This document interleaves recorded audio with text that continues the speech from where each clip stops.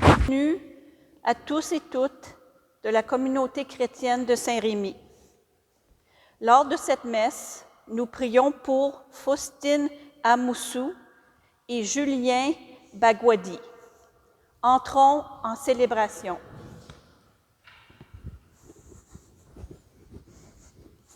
Au nom du Père et du Fils et du Saint-Esprit, la grâce de Jésus-Christ notre Seigneur, l'amour de Dieu le Père et la communion de l'Esprit Saint soient toujours avec vous. C'est le 29e dimanche du temps ordinaire que nous célébrons aujourd'hui. Et nous voulons nous tourner vers le Seigneur parce qu'il nous invite à ouvrir nos cœurs vers Dieu son Père, à l'accueillir en nous et à vivre l'élan d'adoration. Mais aussi, en même temps, il nous demande d'être attentifs envers son prochain. J'ai une note particulière en ce qui me concerne. Aujourd'hui, le 15 octobre, jour pour jour, j'ai été ordonné prêtre en 1983. Donc, je célèbre aujourd'hui mes 37 ans de sacerdoce. Alors, donc, je vous invite à prier pour moi, pour ça. Merci. Donc, je vous invite à prier pour moi, à célébrer ensemble avec joie cette célébration. D'abord, reconnaissons nos péchés. Seigneur Jésus, envoyé par le Père pour guérir et sauver l'humanité, prends pitié de nous. Ô Christ venu dans notre monde, appeler tous les pécheurs, prends pitié de nous. Seigneur, assis à la droite du Père, où tu intercèdes pour nous, prends pitié de nous. Que Dieu Tout-Puissant nous fasse miséricorde, que nous pardonne nos péchés et nous conduise à la vie éternelle. Gloire à Dieu, au plus haut des cieux, et paix sur la terre aux hommes qu'il aime. Nous te louons, nous te bénissons, nous t'adorons, nous te glorifions, nous te rendons grâce pour ton immense gloire. Seigneur Dieu, Roi du ciel, Dieu le Père Tout-Puissant, Seigneur Fils unique Jésus-Christ, Seigneur Dieu, Agneau de Dieu, le Fils du Père, toi qui enlèves le péché du monde, prends pitié de nous. Toi qui enlèves le péché du monde, reçois notre prière. Toi qui es assis à la droite du Père, prends pitié de nous. Car toi seul es saint, toi seul le Seigneur, toi seul le Très-Haut, Jésus-Christ, avec le Saint-Esprit, dans la gloire de Dieu le Père. Amen. Prions le Seigneur. Dieu éternel et tout-puissant, fais-nous toujours vouloir ce que tu veux et servir ta gloire d'un cœur sans partage. Par Jésus-Christ, ton Fils, notre Seigneur et notre Dieu, qui vit et règne avec toi dans l'unité du Saint-Esprit, maintenant et pour les siècles des siècles.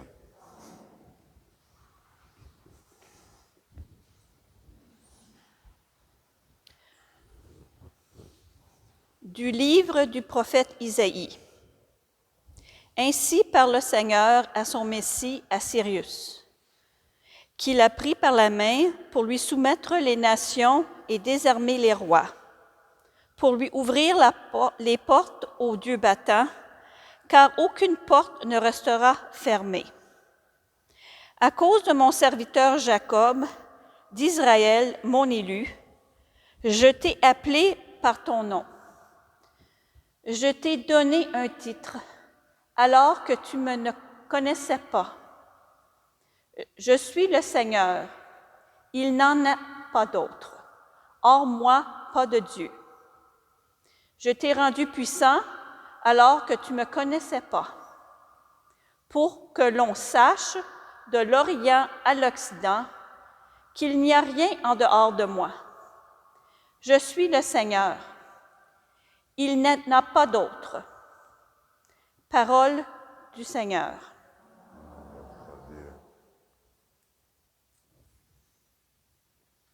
Rendez au Seigneur la gloire et la puissance.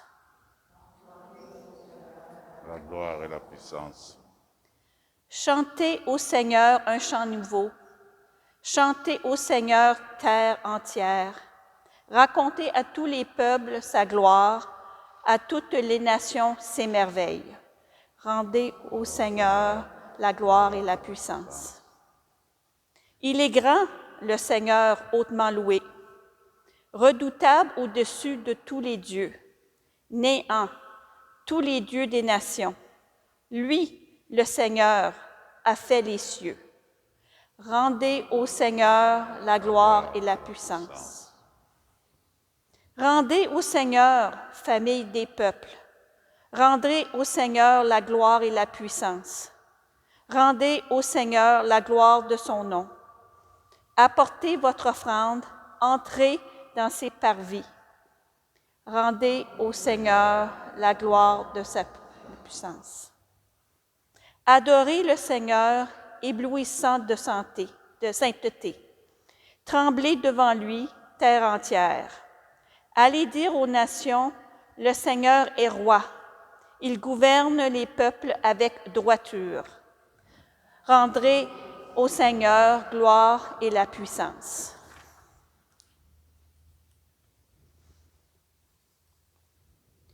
De la première lecture de la première lettre de saint Paul apôtre aux Thessaloniciens. Paul, Sylvain et Timothée, à l'Église de Thessalonique, qui est en Dieu le Père et dans le Seigneur Jésus-Christ. À vous, la grâce et la paix. À tout moment, nous rendons grâce à Dieu au sujet de vous tous, en faisant mémoire de vous dans nos prières. Sans cesse, nous nous souvenons que votre foi est active, que votre charité se donne de la peine, que votre espérance tient bon en notre Seigneur Jésus-Christ et présence de Dieu notre Père.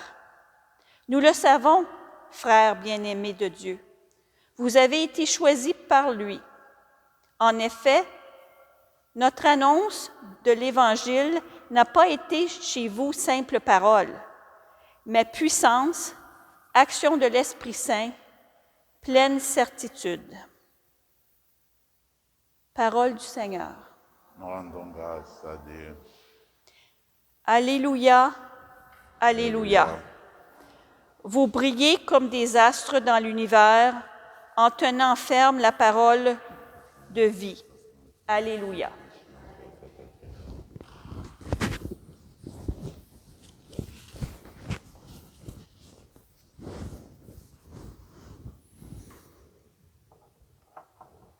Le Seigneur soit avec vous. Évangile de Jésus-Christ selon saint Matthieu.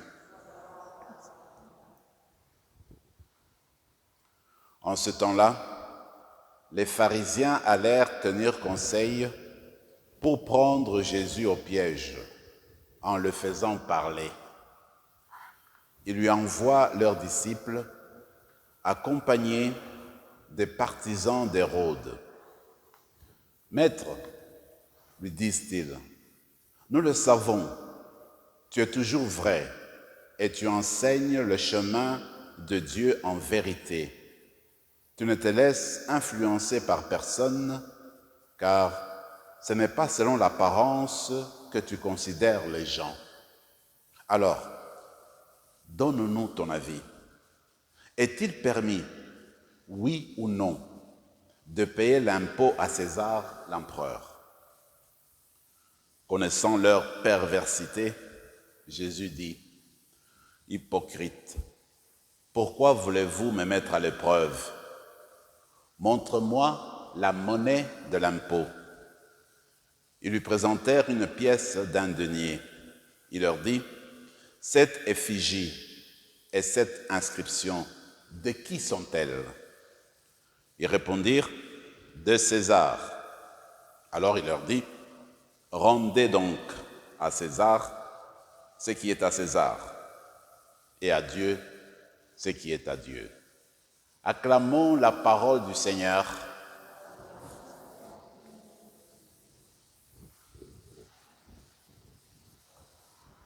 Il y a certaines phrases de l'Évangile qui sont entrées dans notre culture, même dans la langue française, dans la langue des êtres humains. Par exemple, l'expression « rendez à César ce qui est à César ». Et généralement, quand on y fait référence, on aime évoquer la séparation de pouvoir. D'un côté l'État et de l'autre l'Église. D'un côté le pouvoir humain et de l'autre le pouvoir de Dieu. Mais en fait, si nous voulons avoir tout le sucre de cette expression-là, de ce que Jésus a donné comme réponse aux pharisiens et aux hérodiens, il me semble qu'il faut mettre l'accent sur l'effigie qui était sur la monnaie, l'effigie et l'inscription. D'abord, il faut voir le contexte. Les pharisiens et les hérodiens en veulent à Jésus. Ils veulent trouver une façon de l'attraper au piège pour le faire condamner, le faire périr. Alors, l'impôt était un problème épineux, c'est une question épineuse. Jésus est arrivé dans ce monde-ci au moment où l'Empire romain dominait sur la Palestine. Et en fait, la famille de Jésus, tous les apôtres, la nation de Jésus était sous la domination romaine. Alors, comme toutes les nations sous le pouvoir romain, les membres qui étaient sous la domination devaient payer l'impôt à l'empereur. Et les gens étaient mécontents. Il n'y avait pas que l'impôt à l'empereur. Les Juifs et les Juives de ce temps-là payaient toute une série de taxes et d'impôts. Par exemple, il y avait aussi une taxe pour le temple. Il y avait des taxes aussi à prélever sur les produits de champs, etc. Mais le peuple juif ne voulait pas du tout payer l'impôt à César parce que c'était le dominateur, c'était payer l'impôt à un étranger qui vient ici et qui se réclame de Dieu. Il se disait Dieu. Alors, avoir la monnaie dans sa main, payer cette monnaie-là, ça voulait dire, en fait, c'est adorer un Dieu qui est un être humain. Ça veut dire faire l'idolâtrie. Alors la question, Jésus dit nous, est-ce qu'il faut payer l'impôt à César, oui ou non? S'il dit oui, tout le peuple va lui tourner dos. Il dit, comment est-ce que lui, on dirait qu'il travaille pour les Romains, comment est-ce qu'il encourage de payer l'impôt aux Romains? S'il dit non, les pharisiens vont regarder Rome et dire, écoutez, il est en train de prêcher la sédition. Il est en train de dire aux gens de ne pas payer l'impôt. Voilà un récalcitrant, un homme à arrêter. Quelle réponse à leur donner? Alors, l'astuce de Jésus, montre-moi le denier, montre-moi la pièce d'argent. Il lui montre. Et alors, qu'est-ce qu'il y a comme effigie là? Et les inscriptions, c'est de qui? De César. Et alors, ce qui est à César, donnez à César. Alors ils étaient pris au dépourvu, ils ne savaient comment s'en sortir. Donc Jésus les a eus. Mais en fait, Jésus se pose, réfléchit sur l'effigie, sur l'image qui marquait la monnaie et les inscriptions. Ce qui veut dire, ce qui appartient à César, parce que la monnaie a l'inscription, a le nom de César, ça appartient à César. Donc allez lui remettre.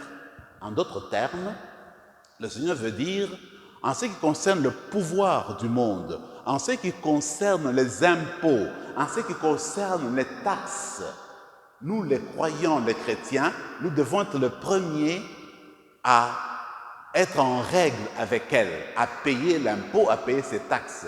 Pourquoi? Parce que nous voulons travailler au bien commun du peuple. Voilà pourquoi nous payons les taxes, parce que le pouvoir de César, normalement, doit s'occuper de l'avancement de la communauté, de l'avancement de la nation, doit s'occuper de la paix de la nation, de la fraternité qui doit vivre dans une nation. Alors, pour que les choses avancent, il faut payer des taxes. Pour qu'on ait des routes bien aménagées, pour qu'on ait un système de communication qui fonctionne, pour qu'on ait un système de santé favorable, ouvert à tout le monde, un système d'éducation qui accepte tout le monde, il faudrait que tous ces systèmes-là, toute cette organisation soit portée par une contribution financière de tous les habitants de la nation. Alors nous les croyants, si nous payons les taxes, si nous payons l'impôt, c'est parce que nous tenons à ce que la machine de l'État puisse avancer dans toute justice et que chaque personne ait sa part de bien-être dans la société. Donc, nous sommes pour le bien commun. Voilà pourquoi l'effigie du gouvernement, nous le remettons l'argent au gouvernement en vue du bien de toute la nation. Et maintenant, Jésus pouvait s'arrêter, rendez alors à César ce qui est à César. Mais là, lui, il continue. Et à Dieu ce qui est à Dieu. Voyez-vous, nous autres là, vous rappelez le premier livre de la Genèse. Genèse chapitre 1, verset 27. Et Dieu créa l'homme et la femme. Il les créa à son image, homme et femme. À son image, il les créa homme et femme. Ça veut dire que nous autres là, nous avons été créés avec l'effigie de Dieu en nous. Dieu en nous créant, nous a marqués de son image. Il nous a marqués de son empreinte. Alors nous autres là, dans notre âme, nous portons l'image de Dieu, nous portons l'effigie de Dieu. Parce que nous portons l'effigie de Dieu, donc nous devons nous rendre à Dieu. Nous devons aller vers qui nous appartenons. Vous vous rappelez le psaume 99 qui dit, écoutez, Dieu nous a créés et nous lui appartenons. Allons vers lui parce que nous venons de lui. Pour dire qu'en fait, l'être humain est appelé à l'adoration, est appelé à faire un retour à Dieu, parce qu'il a été créé comme image de Dieu, il a l'effigie de Dieu sur lui. Donc, c'est en pleine adoration, c'est en plein retour vers le Seigneur que l'être humain est appelé à entrer en contact avec Dieu. Si Dieu nous a créés avec son effigie, c'est pour qu'en nous, il y ait une possibilité, une entrée, une sortie qui va vers lui pour commencer une vie de communion avec lui. C'est l'image de Dieu en nous qui permet d'avoir une relation de communion avec Dieu. Si on n'avait pas cette image-là, on serait coupé de Dieu. Alors Dieu nous crée avec son image pour que cette ouverture vers lui nous fasse découvrir le plan de Dieu sur nous. Parce que Dieu a un plan sur nous, parce qu'il veut avancer avec nous, nous pouvons accueillir ce plan-là parce que l'effigie en nous joue le rôle de l'oreille intérieure qui capte ce que Dieu voudrait. Donc, nous sommes des êtres humains, toutes créées à l'image de Dieu pour vivre en adoration, en prostration envers le Seigneur qui nous a créés. Nous avons l'image de Dieu en nous. Donc, première leçon, c'est que tout être humain est à l'image de Dieu et nous sommes des êtres qui vivons dans l'égalité. Nous tous, nous toutes, nous avons été créés par l'image de Dieu, comme image de Dieu, avec l'effigie de Dieu en nous. Alors, ce qu'il faudrait faire, c'est éviter que l'image de Dieu en nous soit abîmée. Il faudrait éviter que l'image de nous soit salie. Il faudrait éviter que l'image de nous soit défigurée. Nous défigurons l'image de Dieu en nous quand nous vivons dans l'infidélité envers l'Évangile. Nous défigurons l'image de Dieu en nous quand nous ne sommes pas corrects les uns envers les autres. Nous défigurons l'image de Dieu en nous quand nous nous fermons autour de Dieu, quand nous nous fermons à Dieu et que nous tournons notre dos à Dieu. À ce moment-là, nous déformons, nous changeons, nous défigurons l'effigie de Dieu en nous. La messe d'aujourd'hui, nous allons regarder le Christ parce que c'est la parfaite image du Père. C'est la parfaite effigie du Père. Alors le Christ nous donne l'exemple, nous sommes des chrétiens, chrétiennes, donc le Christ est notre modèle. Alors le Christ, il est en adoration avec le Père. Son élan vers le Père, son élan va vers le Père. Alors nous aussi, durant cette messe, nous allons demander cette grâce-là de tendre continuellement vers le Père. Et en tendant continuellement vers le Père, comme le Christ, eh bien, nous serons des services les uns vers les autres. Donc, allons vers Dieu pour être au service des autres. Amen.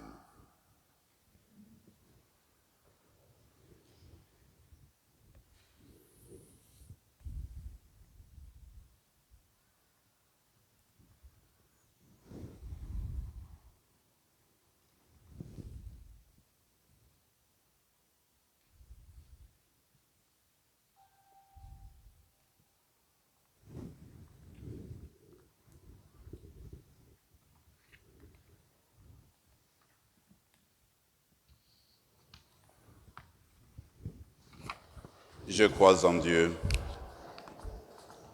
Créateur du ciel et de la terre, et en Jésus-Christ, son Fils unique, notre Seigneur, qui a été conçu du Saint-Esprit, est né de la Vierge Marie, a souffert sous Ponce Pilate, a été crucifié, est mort, a été enseveli, est descendu aux enfers, le troisième jour est ressuscité des morts, est monté aux cieux, est assis à la droite de Dieu le Père Tout-Puissant, d'où il viendra juger les vivants et les morts.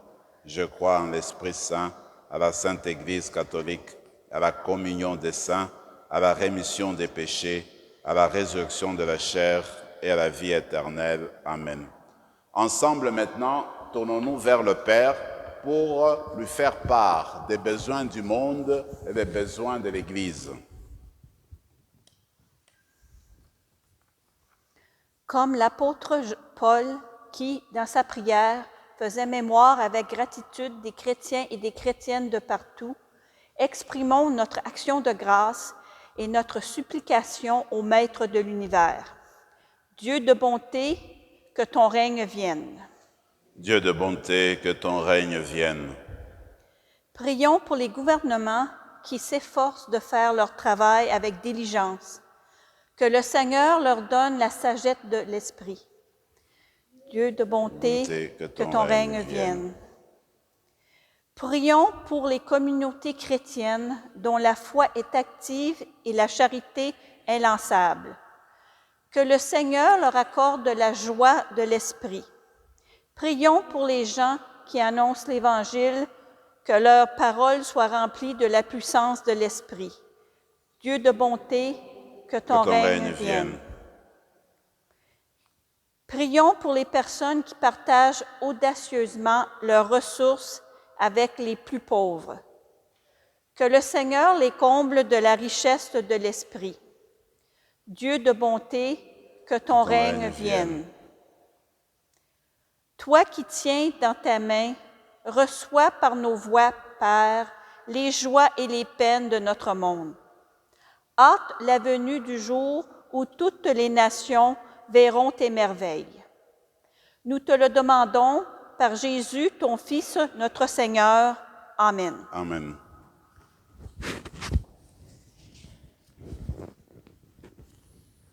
Tu es béni, Seigneur, Dieu de l'univers, toi qui nous donnes ce pain, fruit de la terre et du travail des hommes et des femmes. Nous te le présentons, il deviendra le pain de la vie. Comme cette eau se mêle au vin pour le sacrement de l'Alliance, puissions-nous être unis à la divinité de celui qui a pris notre humanité. Tu es béni, Seigneur, Dieu de l'univers, toi qui nous donnes ce vin, fruit de la vigne du travail des hommes et des femmes. Nous te le présentons, il deviendra le vin du royaume éternel. Humbles et pauvres, nous te supplions, Seigneur, accueille-nous, que notre sacrifice en ce jour trouve grâce devant toi. Lave-nous de nos fautes, Seigneur, et purifie-nous de nos péchés. Prions ensemble, mes frères et mes sœurs, au moment d'offrir le sacrifice de toute l'Église. Accorde-nous, Seigneur, de te servir à cet autel en toute liberté d'esprit. Ainsi, ta grâce pourra nous purifier dans le mystère que nous célébrons. Par Jésus le Christ notre Seigneur. Le Seigneur soit avec vous. Élevons notre cœur. Rendons grâce au Seigneur notre Dieu. Vraiment, il est juste et bon de te rendre gloire, de t'offrir notre action de grâce toujours et en tout lieu, à toi, Père très saint, Dieu éternel et tout-puissant, à toi, Créateur de tous les éléments du monde, Maître des temps et de l'histoire. C'est toi qui as formé l'homme à ton image et lui as soumis l'univers et ses merveilles. Tu lui as confié ta création pour qu'en admirant ton œuvre, il ne cesse de te rendre grâce par le Christ notre Seigneur. C'est toi que la terre et le ciel avec les anges et les archanges ne cessent d'acclamer en disant « Saint, Saint, Saint, le Seigneur Dieu de l'univers, le ciel et la terre sont remplis de ta gloire. Hosanna au plus haut des cieux. Béni soit celui qui vient au nom du Seigneur. »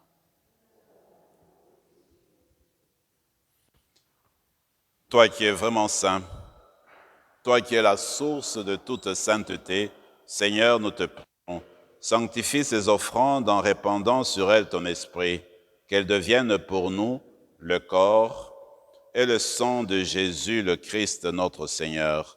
Au moment d'être livré et d'entrer librement dans sa passion, il prit le pain, il rendit grâce, il le rompit et le donna à ses disciples en disant, « Prenez et mangez-en tous, ceci est mon corps livré pour vous. »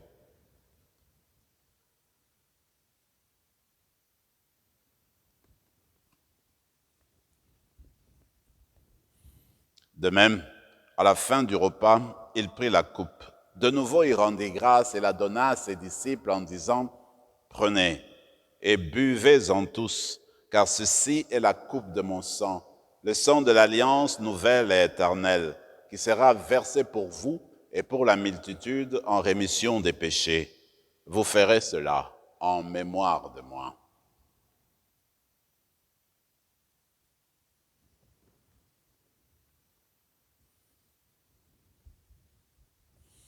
Il est grand le mystère de la foi.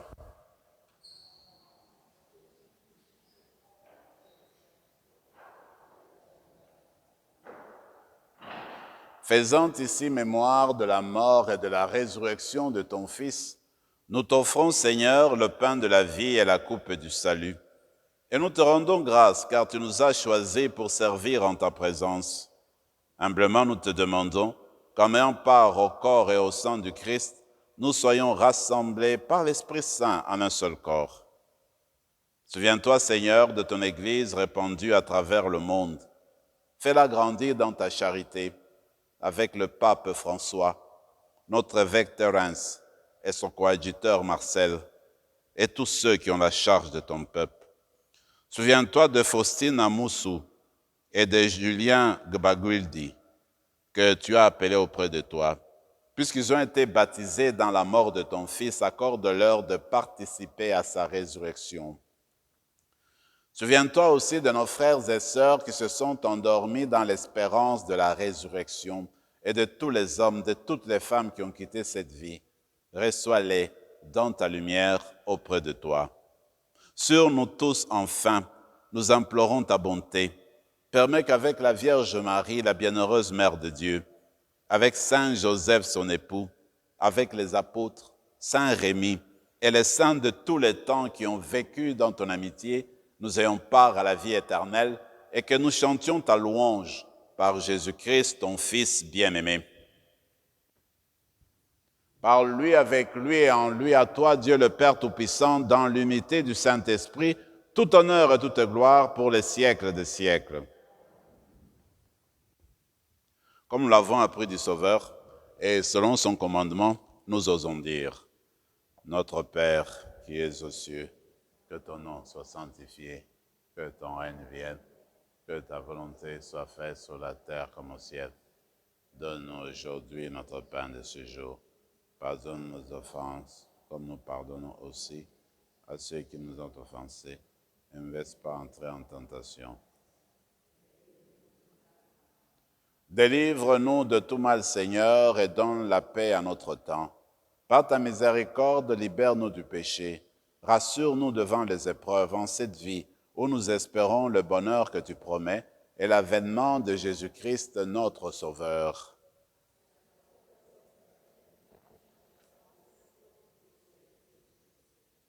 Seigneur Jésus-Christ, tu as dit à tes apôtres, « Je vous laisse la paix, je vous donne ma paix. » Ne regarde pas nos péchés, mais la foi de ton Église, pour que ta volonté s'accomplisse. Donne-lui toujours cette paix et conduis-la vers l'unité parfaite, toi qui règnes pour les siècles des siècles. Que la paix du Seigneur soit toujours avec vous. Agneau de Dieu,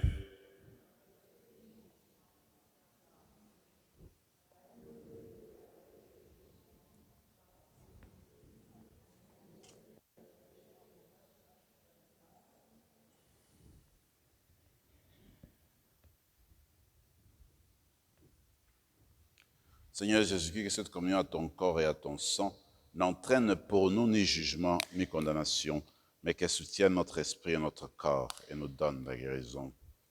Heureux les invités au repas du Seigneur. Voici l'agneau de Dieu qui enlève le péché du monde.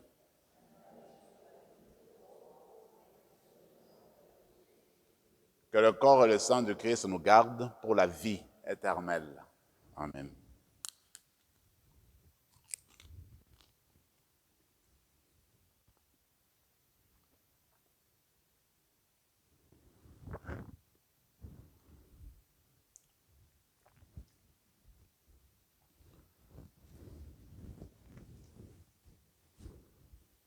Encore le Seigneur.